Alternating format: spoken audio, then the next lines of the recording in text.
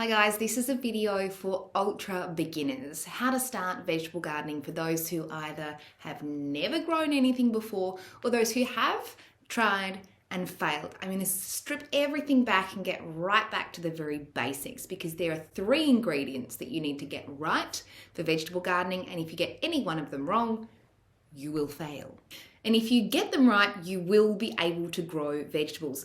Now, about a year ago, I put myself in the category of someone who could not grow veggies. I had tried to plant seeds, they just didn't sprout. Now I have a thriving vegetable garden full of beautiful produce that often ends up on our dinner plate. We produce heaps of food. So what changed? How did I go from someone who couldn't grow veggies to someone who could? I did lots of research, lots of trial and error, and worked out it was actually really simple if you get those 3 ingredients right. So what are they? Well, soil, water, and sun. Not just a bit of sun, it has to be enough direct sunlight. Not just a bit of water, it has to be enough water and not too much water. Sounds complicated, it's not as complicated as it sounds. I'll explain in a minute. And 3, excuse me? I'm being taken for a ride here. And 3, soil. Not just any soil, it has to be the right soil, don't you reckon? So let's strip that right back and get down to basics. So let's talk about sun. If you want to start growing veggies at home, you have to really understand the sun where you're living. It might just be a balcony that you have. You might not have any space, but you might have a window that gets direct sun. You might have a big backyard, you might live on a farm. Regardless, you need to understand where the sun hits in your property and how long for. When people are starting to get going with veggie gardening, I recommend starting in pots. And that's because the sun that your garden gets or your space gets this season will actually be different next season. So an area that might get plenty of sunlight now might not get enough sun in winter. If you start growing in pots, for your first year or first few months of growing, you can actually move those pots depending on where you see the light hitting the most in your yard. It also means that you can grow veggies even if you don't have any garden space. You literally can grow them inside if you've got a window that gets enough direct sunlight. So most edible plants or plants that grow fruit and veggies will need at least 6 hours sunlight a day. Some are less than that. Things like lettuce grow quite well in partial shade. But if you're wanting a space to set up for your veggies, look for a space that gets 6 or more hours of direct sunlight a day. And as I said, if you can't quite work that out straight away, start in pots, move the pots around to different spaces and just watch them throughout the day to see when are they getting that direct sunlight. Up there with the equal most important thing that you need for growing veggies is soil. If you try and just plant veggies in your garden soil as it is at the moment, they will probably not survive. They might be really weak. They might die. You do need good soil for growing veggies. And so what does that mean? What is good soil? Well, it needs to be nutrient rich. It needs to retain moisture well, but also not hold too much moisture. It needs to drain well. No matter what you're starting off with, you can add compost to your soil and it can really improve the quality of your soil. Now, as I mentioned, I've been doing this for a year. I've been researching soil for a year. There is such a science to it. So there's still so much that I don't know. And beginner vegetable gardeners will never understand all the science behind soil, which is why if you're starting in pots, I recommend buying soil from your local nursery. Compost will be your best friend. It is packed full of nutrients. You can buy it, even better if you make it. That takes some time. So I would suggest if you're interested in getting into vegetable gardening, start making compost now. It'll save you lots of money in the future. That is a video for another day. But for now, if you want to get going today, buy some compost from your nursery, mix it in with soil that you have got, and hey presto, your soil is all of a sudden going to be ready for vegetables. The third and final ingredient you have to get right is water. Forget to water your plants and they will die. You can of course set up elaborate watering systems. I don't have that in my garden. I water everything by hand. Every day I will get out there and check the soil. If it is dry, I will give it a water. That sounds intense and it sounds like a lot of work, but the truth of the matter is I've reached a point where I actually love doing it. When I go out and water the garden, that's actually my time to stop and reset for the day. Check how things are growing. I get a huge amount of joy when I see things have progressed from the day before. So I love going out to water my garden. That does require your habits changing.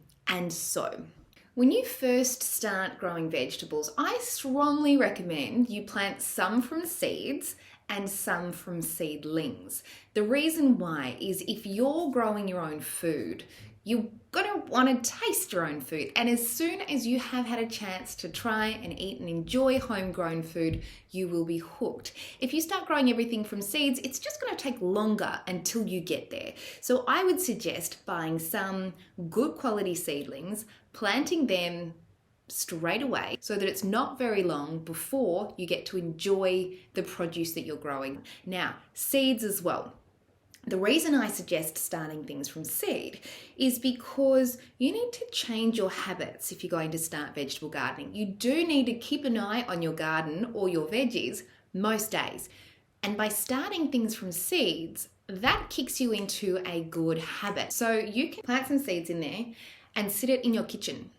That way, every day you're looking at it, you're remembering you need to water it, you need to keep it moist, you need to check for sprouts. And that's really exciting. When you wake up in the morning, you can see it's bigger than it was the day before. It reached a point with my children where they would wake up in the morning and go, "Mum, sprouts." It was the first thing they wanted to check was the sprouts. How are the sprouts going? Put these somewhere that you will see them every morning. You will instinctively check to make sure they're not too dry. If they are dry, they need a water. You will be watering them fairly frequently. It'll just get you in the habit of checking your veggies every day, and you will start to develop a little bit of a connection to your seedlings. You're growing them, they're your baby. It helps you then, once they're out in the garden, remember to check them frequently. But it also definitely helps to start some from seedlings as well, because that way you will get your veggies quicker. There is a general rule of thumb, with planting seeds, is that you should plant them 2 to 3 times their width.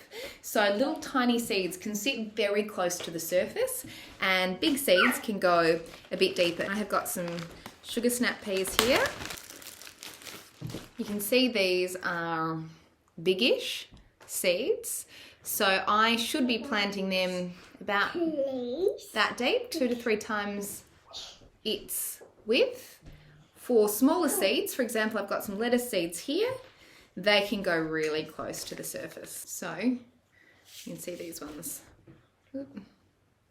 Can I have fun? Oop. You can see how tiny, tiny that one is. That needs to sit very close to the surface, whereas your bigger seeds can go a little bit deeper. I recommend starting all of your seeds inside because when they are little seedlings, they are very appealing for pests. Little seedlings are tender and delicious. Whether you have rats, mice, possums, in my case, they get demolished. So lots of things that I have... Even snails, slugs, things are just much tastier when they're seedlings. Things that do transplant well, I will always try and start them inside and not move them outside until they're stronger. Here's one I prepared earlier. Here is a little pot. Can I put one in? Yeah, you can pop one in. I'm going to put some of these sugar snap peas. Not that one, darling. We're going to do this one. I'm going to do 1, 2... I used to think that most wouldn't germinate, so I planted way too many. Now I've realised most of them will germinate. This one? Yes, darling. Yep. So I have stuck 1, 2, 3, 4, 5, 6 in there. I'm going to stick actually a few more in there. 7. 8. Oh, good counting. 8 in there. And then I'll cover them over. I'm going to be careful what she's planting. I'm going to have rogue veggies growing everywhere. Once they've sprouted, they need to go straight into the sun. As soon as those first leaves come through, they need sunlight to continue growing. That can be a windowsill. I'm just going to go like this. That gets enough sunlight. It has to be direct sunlight, or pop them straight outside. When it comes to watering, you want the soil to be damp, to be moist, but not to be wet. So you don't want puddles. You don't want any puddles anywhere. You want it to feel damp to touch, but not wet. So that might mean if it's warm, spraying it with a mist every day. It might mean giving it some proper water every day, or you might not need to water it for a few days. But check it every day to make sure that soil doesn't dry out while your seeds are germinating. The traditional recommendations are to plant your seeds into a seed raising mix. I would suggest buying seed raising mix because that is going to be just a better soil to plant straight into. In this one, I'm going to plant some lettuce seeds. I have lots of lettuce growing outside, but it is worth succession planting. What that means is planting some more every few weeks, because the lot that I have growing outside is all going to be ready at the same time. And a few weeks after that, I'll have no more lettuce. And I'll cover them up, give them a good water. Oh, you're so helpful. You can't even see these because they're too tiny. Same again, I will take a video. You can't see them. I will take a video every few days of this to show you how it grows, and I will upload them shortly as soon as they're big enough to show you. If you are wanting to see how far you can progress in 12 months, where you could be in another 12 months, check out my latest garden tour. You'll see everything that I'm growing right now in Melbourne. Every month I provide a new tour of my garden so you can see what's there. It's in the vegetable gardening vlog playlist. Also, if you like that sort of thing, check out Nonna and Pa's garden tour. I loved shooting that and I've had really great response to it. They are who I call the king and queen of vegetable gardening in Melbourne. Your Nonna and your Pa, they're good, aren't they? Yeah, they provide some great tips and some also some cooking advice for things you can grow in Melbourne. If you think you're ready to give this veg gardening stuff a go, click the subscribe button. That way it doesn't cost anything to subscribe. My dad thought it did. It doesn't. That way YouTube will let you know when I've got new videos up. They'll pop up in your feed rather than having to go back and try and find it, which can sometimes be tricky. Christy Cooper is my name. Green Thumbed Reporter is my handle, and I have loved having you join me. Please leave me a comment. Let me know what you think. Happy gardening.